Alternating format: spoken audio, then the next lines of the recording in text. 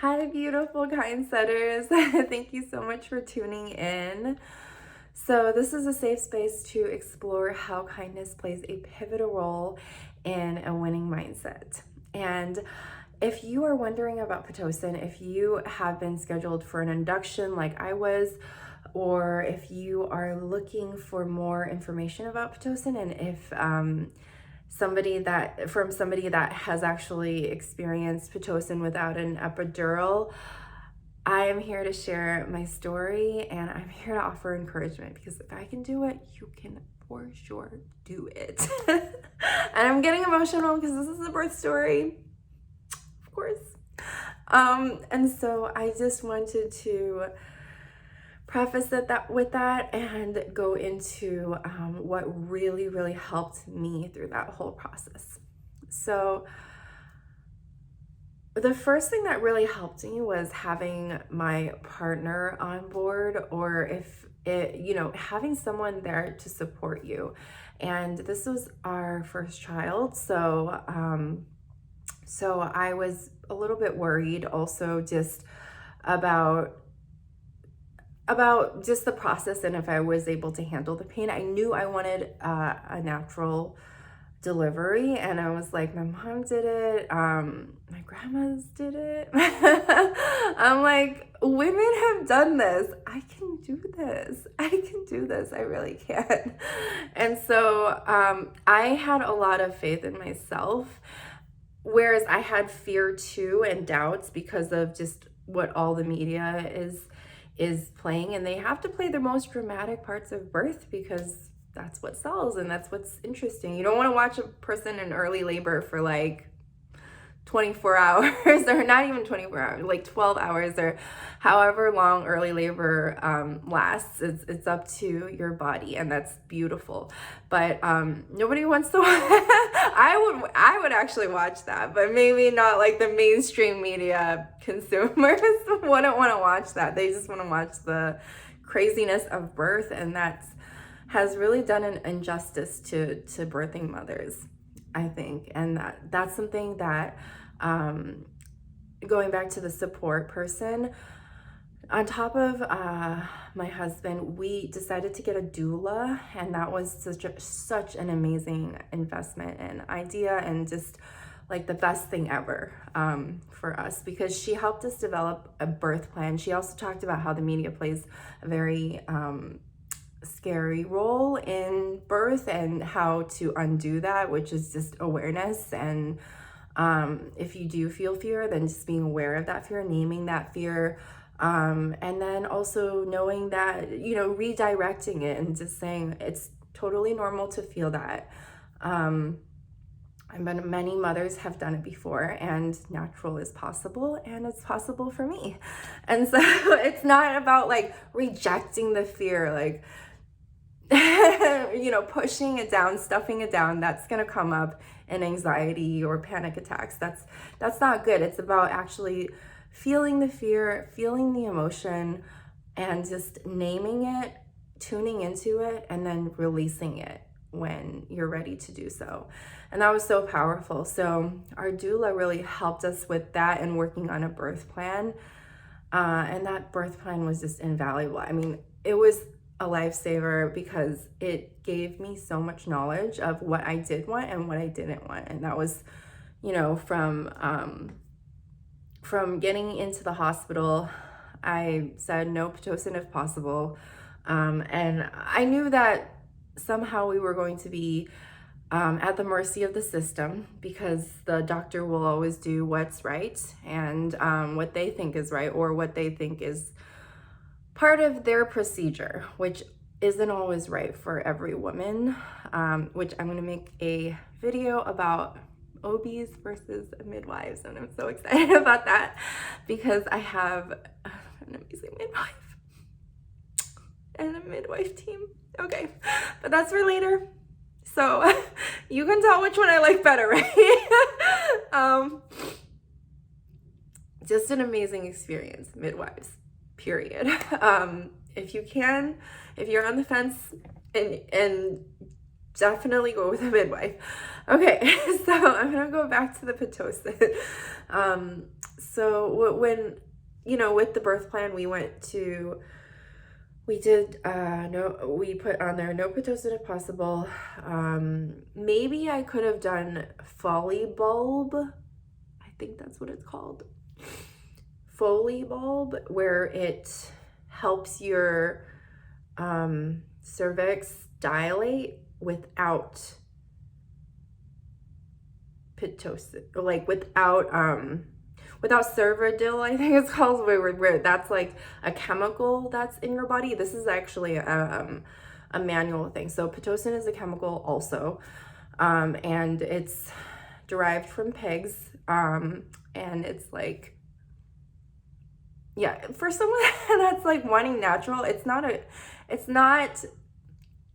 the thing that is like, oh my God, I can't wait to get that. No, it's like very, it's discouraging. I'm just gonna flat out say it's discouraging because they're putting something in your body.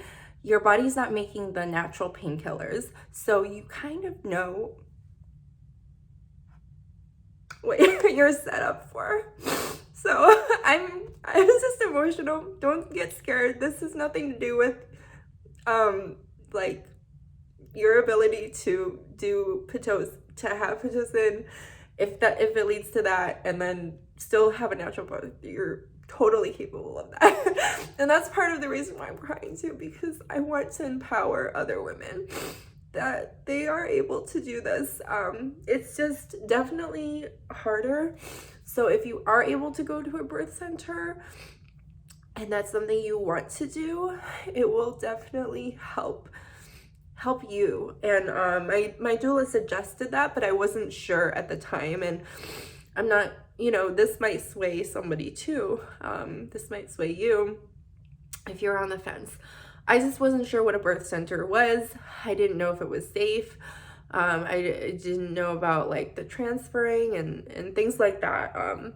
But they really do let your body work versus in a hospital, where we think it's the safest place. And it could be for certain emergencies, but for a low risk birth, pregnant woman, it's actually more beneficial to let their body do their thing, especially if they don't want an epidural and they don't want pitocin and they don't want chemicals in their body. They just want their body to work naturally. It's actually very, very advantageous to go to a birth center or have a home birth. But there was no way I could do a home birth for the first one. I don't think I wasn't mentally there. So, but if you are there, you can do it, because I'm having a home birth for our second kid and I'm so excited. So anyway, so I wanted to be in a hospital because I thought it was more safe. And so I just had this plan that our doula helped us with.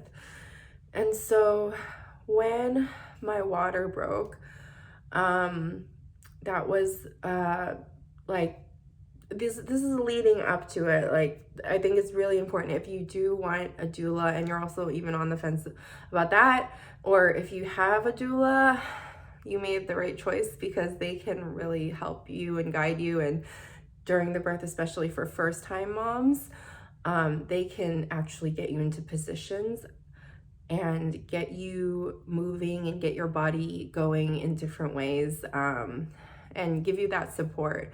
And no matter what your birth looks like, it's a magical, beautiful moment in your life. So even if you have pitocin and an epidural and it leads to other things, or like, that's kind of what I was mentally prepared for too, is that like I had this plan, and my doula also said, this is your plan, but it also, it's, the baby's gonna do what the baby's gonna do. And your body also, it's like very, it's good to have a plan, it's good to have a vision, but it's also good to detach from that and allow the process to happen and not put too much pressure on yourself and expectation on yourself, because you don't want to feel like a failure if something didn't happen the way it did, because I didn't want pitocin. I still got pitocin. But it's like, that's just what happened. And it's still a beautiful birth story, and your story is going to be amazing. And everybody's story is so different, and it's just releasing that judgment and pressure off yourself is so important, and not comparing birth stories, but just maybe there's something that you can learn from everybody's birth story, but also don't let it scare you in any way. Know that you know, God has you, and it will be really, really special for you. And you can do really hard things, and you're capable of the delivery that was meant to be. So yeah, so we got to the hospital because my water broke. So yeah, my doctor actually was a very relaxed doctor. He wasn't like there's some doctors that are more leaning towards natural birth, and then some that just schedule inductions and things like that early on. And we got lucky. So we had a doctor that was recommended to us, and he was pretty lax, but he did want to schedule the induction for me at 40 weeks. And I think it was 40 weeks. No, I think he gave me 40 plus 5. Yeah, it was almost going to be 41 weeks, which is actually pretty good for OBs. I feel like that's a long time for them to wait, because sometimes they want to schedule at 39 weeks. And the mom, sometimes they don't care, sometimes they don't want that, but it is really, you're kind of at the mercy of their choices.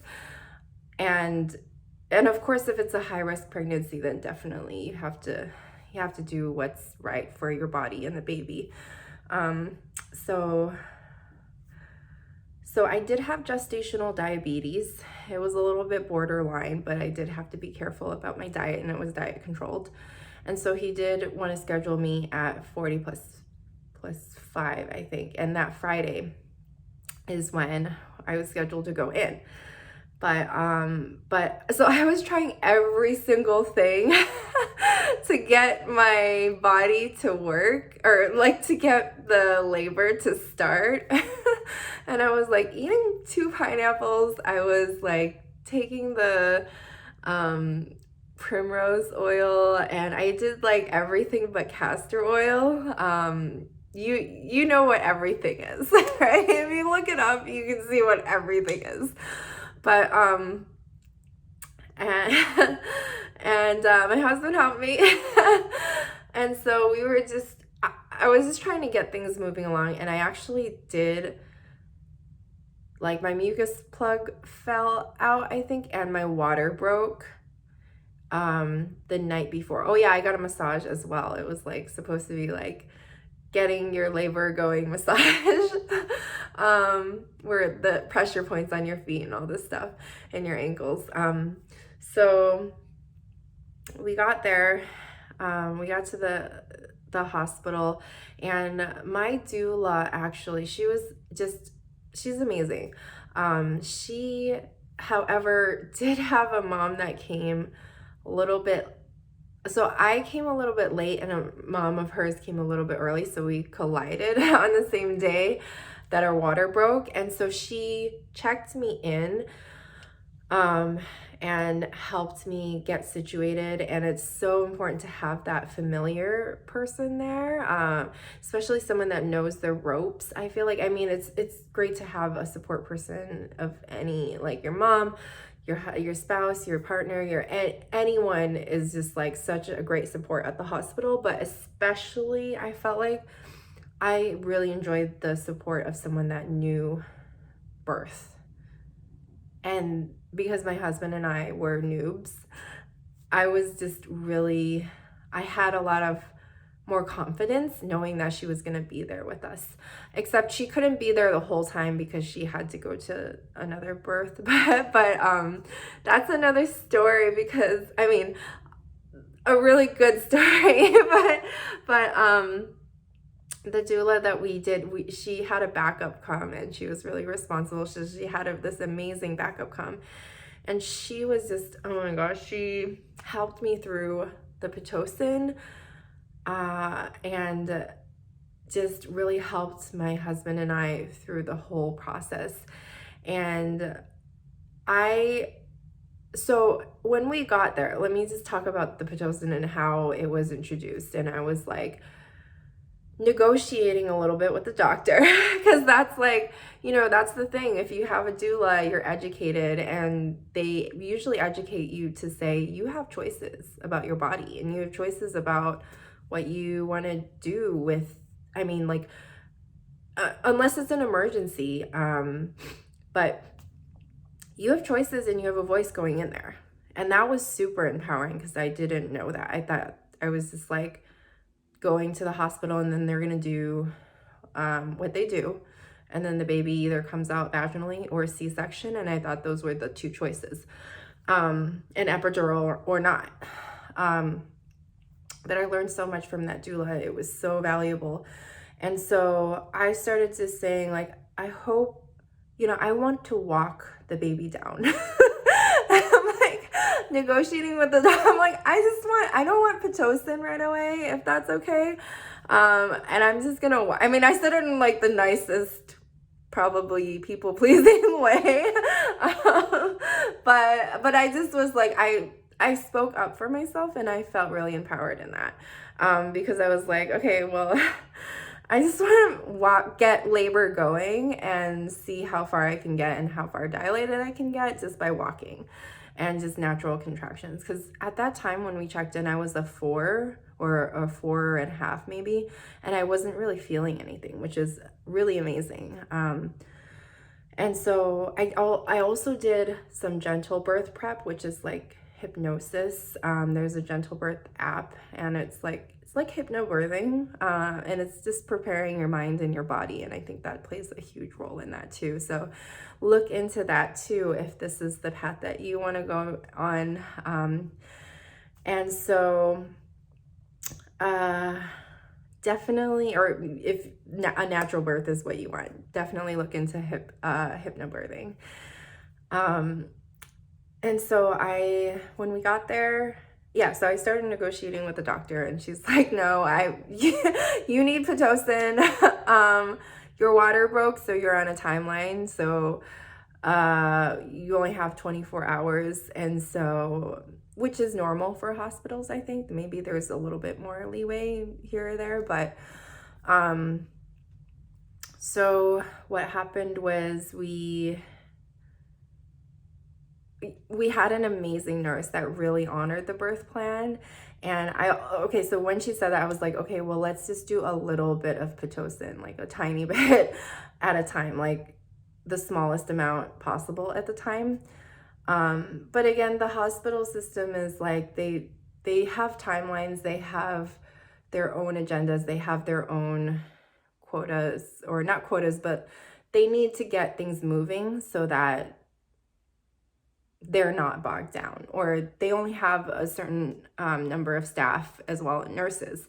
So they need to get things moving is basically what it is. So even if you didn't, there might have been different situations, or maybe if I was more firm, they wouldn't have given me the pitocin.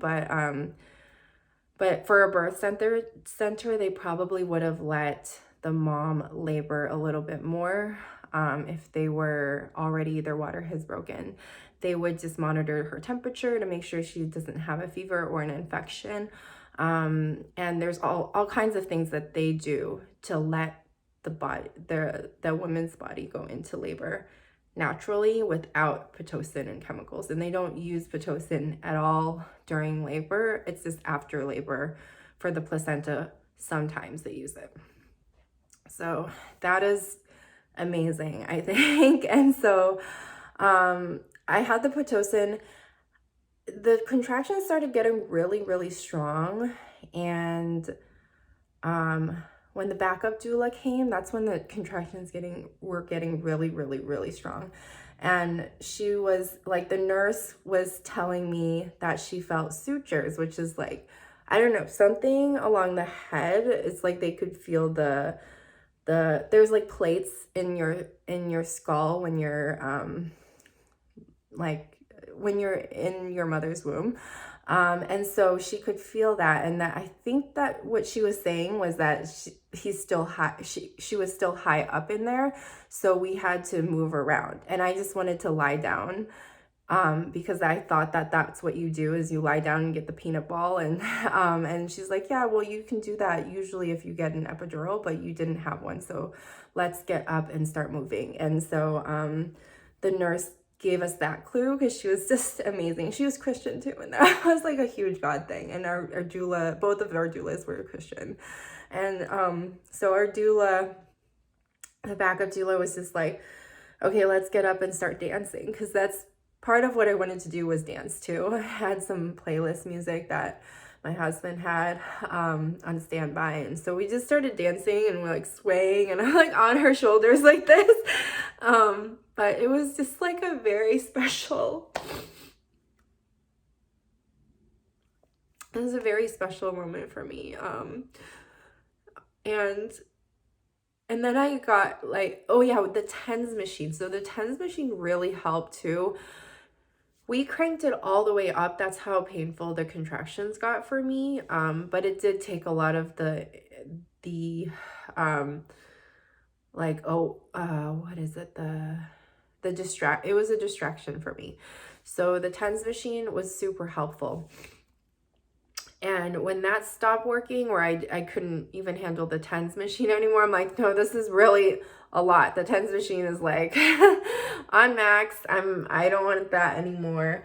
I think I started asking for painkillers. I'm like, okay, is there anything else that I can get in this IV, or like, is there, because I'm ready for the next thing. I'm like, I don't know if I can do this anymore. And that's when my doula was really encouraging me. She's like, you're almost there, you're in transition right now. And that's when moms start to doubt themselves, and they're like, they're doubting their ability to get through the birth without painkillers. And so and my husband was amazing too. He was like, you can do this, you worked so hard for this, and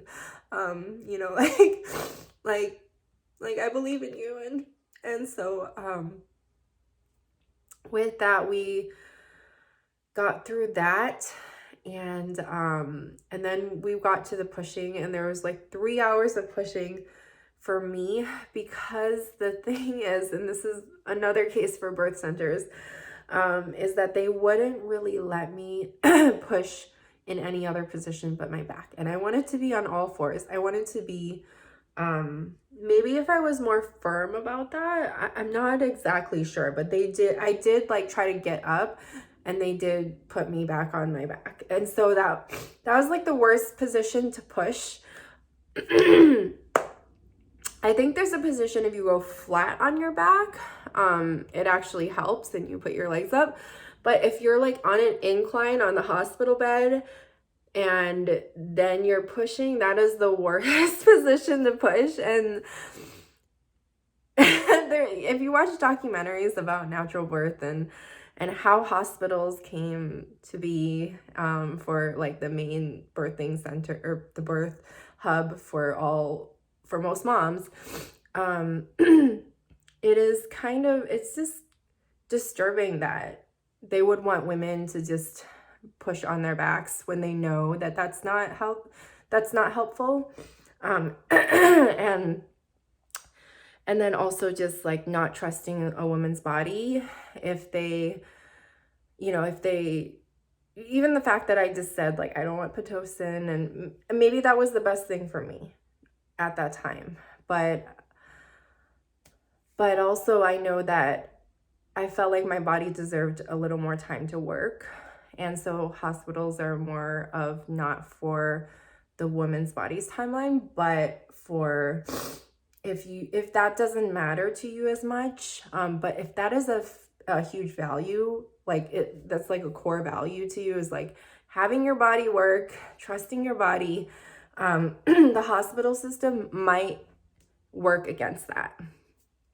And there's much more gentle hospitals, and there's even much more strict hospitals, if you want to call it that. So it's really just the luck of the draw.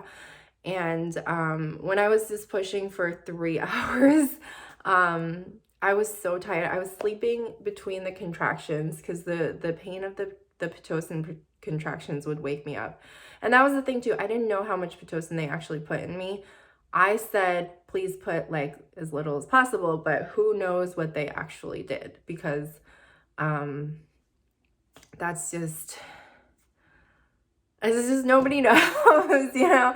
I mean, they know, but maybe they just went by whatever they normally do, even if that was my request, because that's just their protocol. And so I was just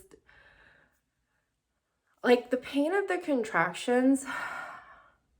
I've heard moms that had pitocin and no epidural, and then no epidural natural deliveries, and they just said that the difference is night and day, and how your body prepares itself for the ramp up in the contractions. So and also the oxytocin that your body naturally produces when you don't have pitocin. So the pitocin replaces the oxytocin. Your body will not make those natural painkillers. So it is a much harder birth, but it's not impossible, because women have done it before. I've done it before, and you can definitely do it. So it's not something to be afraid of if you are like for sure scheduled for an induction, or if that's a possibility. You're totally capable of it. You've done hard things. And if that's, you know, your dream birth is to do it unmedicated, and pitocin, although it's medication and chemicals, it's still not like medicated in the sense of an epidural. So you can still have, like, epidurals come with their own, you know, I've heard some moms had a hard time recovering from epidurals, and so that's one of the reasons why I didn't want to do that as well. And I also just trusted my body, but you can still get through the pitocin contractions without an epidural for sure, 100%. And so I just wanted to leave you with that. And I just wanted to encourage you. It's a really long video. I hope it helped you, and I hope that if you were on the fence with a doula or a midwife or a birth center or a home birth or any of that, trust your instincts on it. If you have a low risk pregnancy, even if you have gestational diabetes and you have it under control with a diet, you're able to do those things. And even I heard this on a podcast, was like, people think that a home birth, a transfer, or a birth center transfer is a failed birth center birth, or a failed home birth, but it's actually not. It's just the woman's needs changed in that moment, and it's not because you can't have a failed birth. It's just the story changes. And that freed me a lot. So it's not like if you set out to not have an epidural and you end up having an epidural, you didn't fail. It's just your needs changed in that moment. And a lot of times the pitocin is really strong in your body, and everybody's body reacts differently. And so and everybody's pain tolerance is different, and everybody's just be kind to yourself. If you feel like you can't handle it, there's no shame in that at all. Get what you need to get. And also, if the doctor is recommending something, definitely take that into consideration, but also remember that you do have a voice. So it's really important just to follow your own intuition, follow your own voice, even if they don't listen, it's empowering to know that you did that, because not a lot of women even know to speak up for themselves. So God bless you. You are going to have an amazing birth. And just thank you so much for watching. Take care.